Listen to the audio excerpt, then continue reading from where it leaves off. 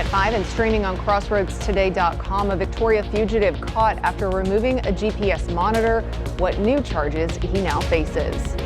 Plus, attorneys filed the 40th lawsuit against Roblox, the predator tactics they say the platform enables.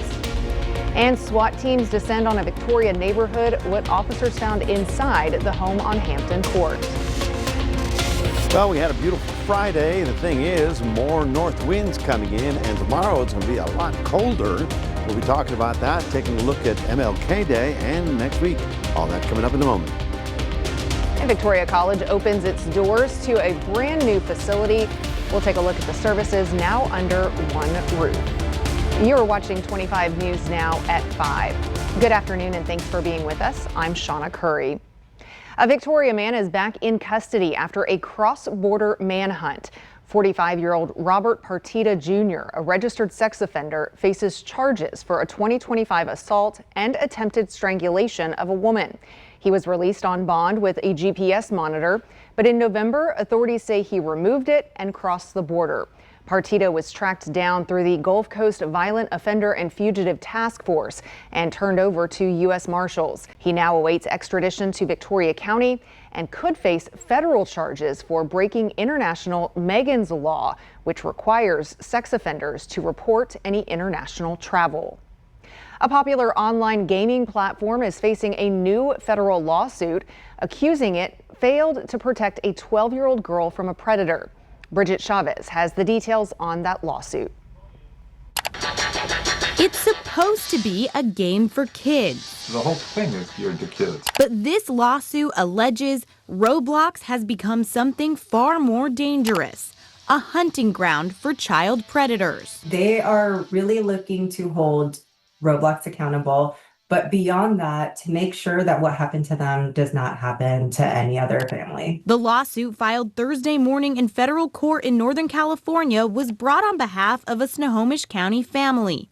It alleges a predator targeted their daughter when she was just 12 years old. We have over 40 cases now filed all over the country, and the facts read almost, verbatim, where you have a predator that is using Roblox to prey on a young child. Jamie Powers, an attorney for the family, says what happened here follows that same pattern. The predator identified and targeted her in a Roblox game, falsely claiming to be a child of her age. Then employed well-documented grooming tactics, building trust under the false pretense that he was a peer. He then manipulated the plaintiff into believing that they were in a relationship and coerced her into sending multiple explicit images of herself.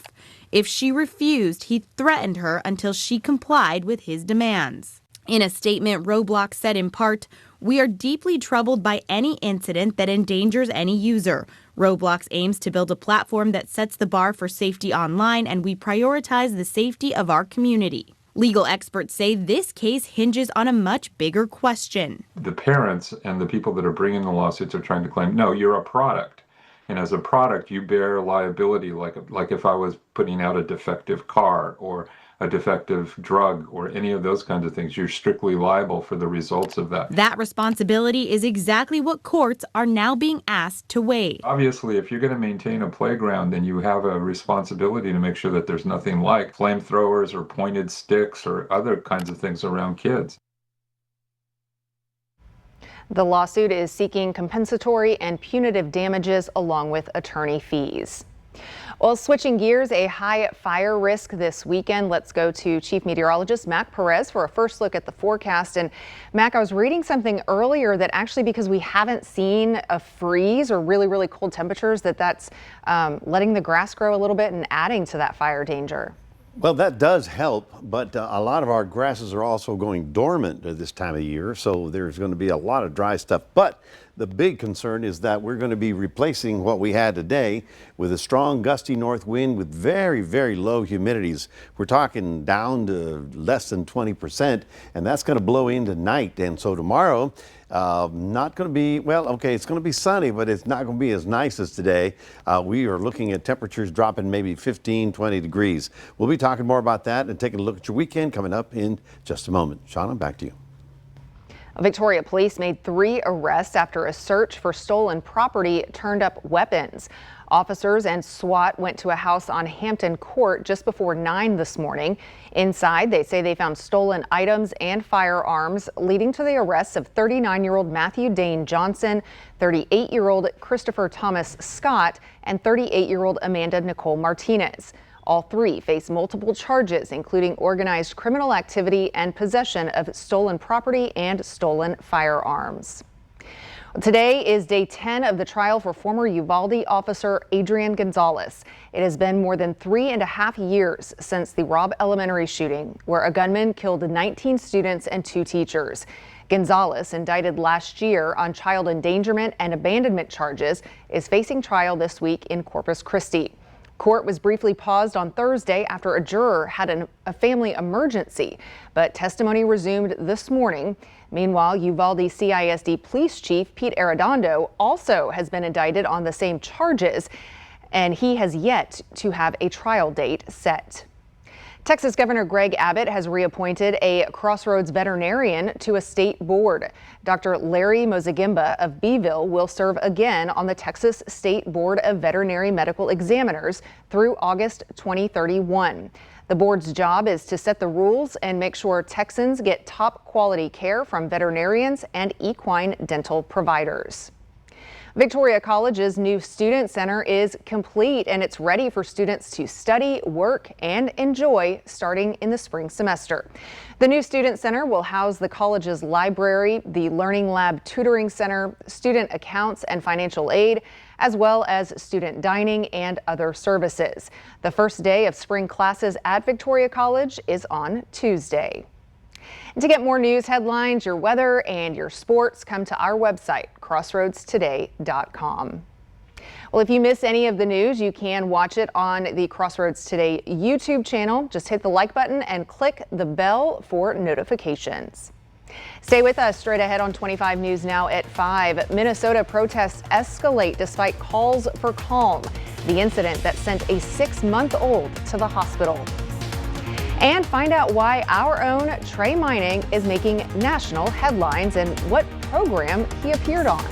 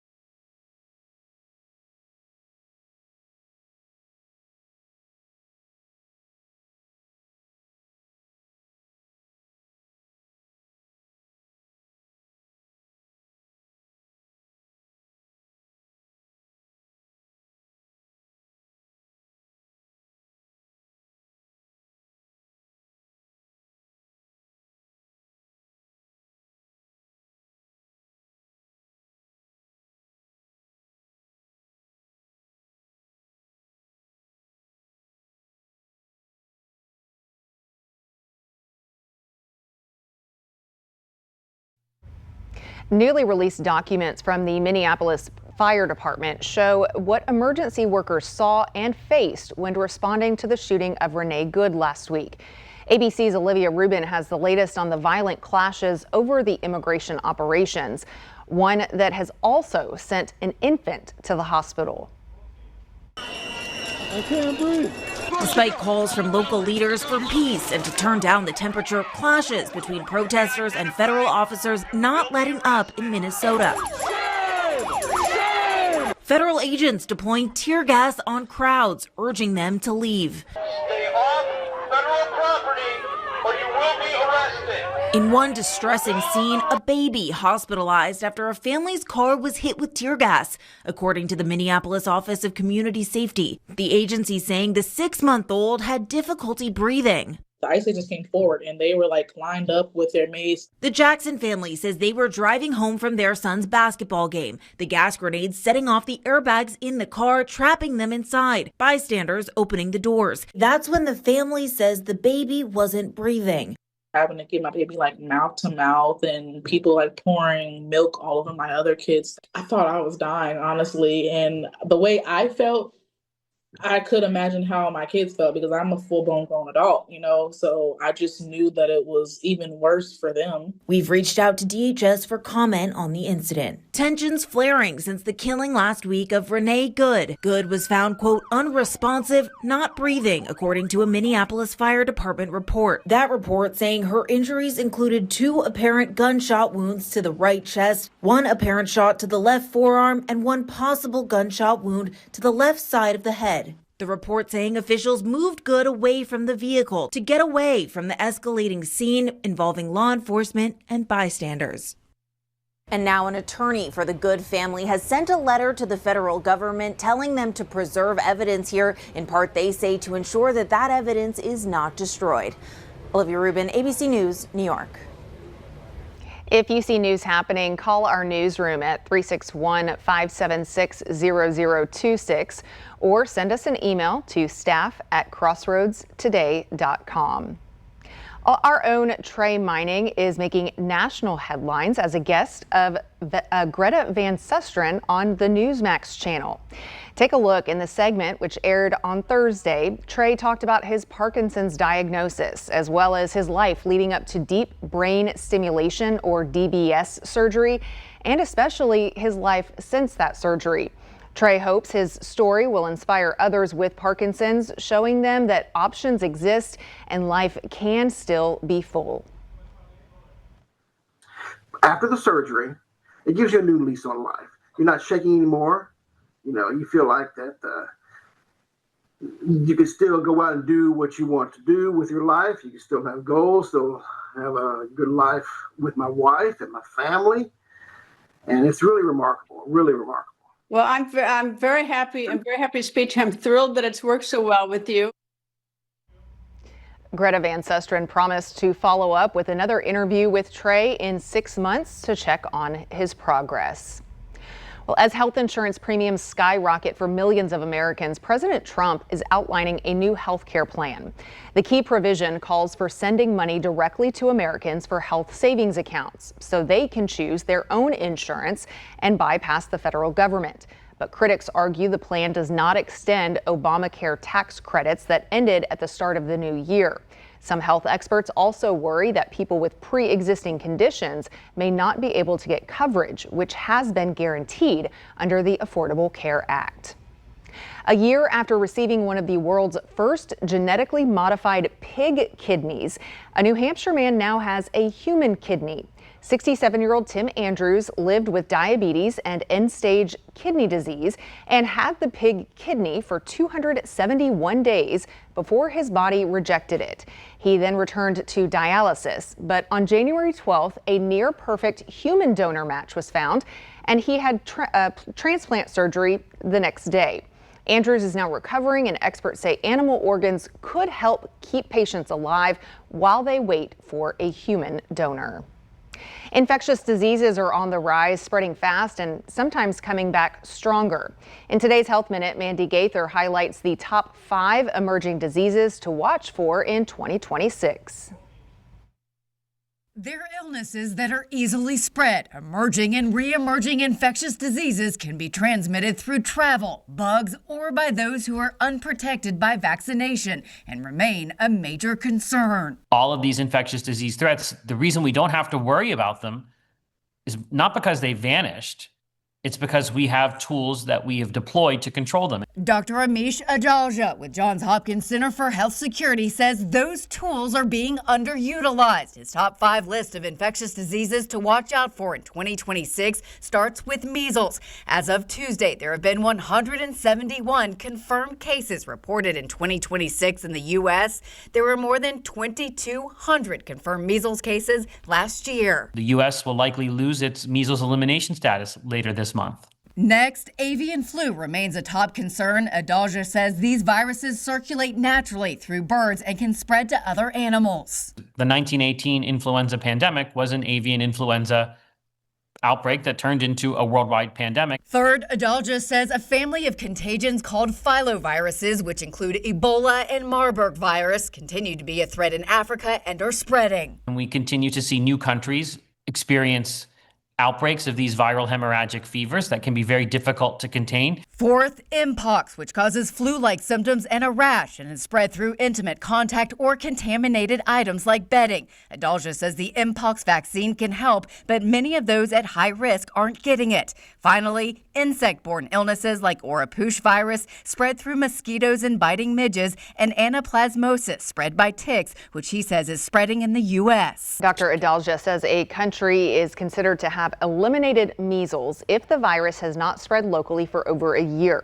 The World Health Organization and Pan American Health Organization will review the data later this month to see if the U.S., like Canada recently, could lose its elimination status.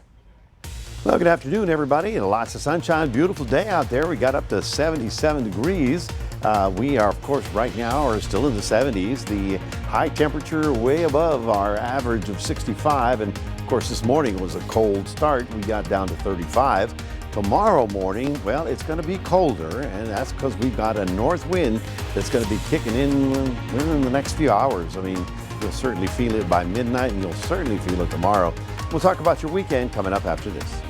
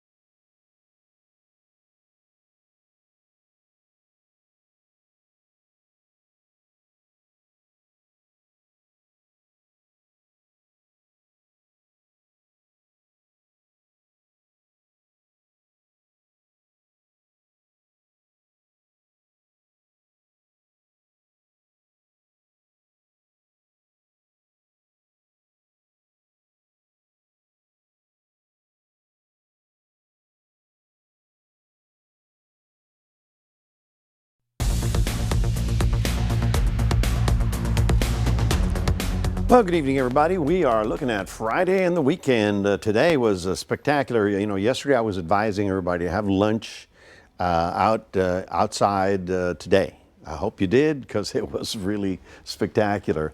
Tonight, we've got this frontal system that's just bearing down upon us. It's just south of Austin. It's a cold north wind that'll be blowing through our area tonight. And tomorrow is not going to be quite as beautiful, because that frontal system will give us some strong gusty winds, probably up to 30 miles an hour. So that frontal system will be moving through. And the funny thing about it, well, it's not funny. We've been talking about it all week. It's we're getting front after front coming out of this major area of low pressure. They're all coming south, but they're all dry lines, unfortunately. Until next week, then hopefully things will be changing around on us. We're looking at your temperatures tomorrow. Look at that.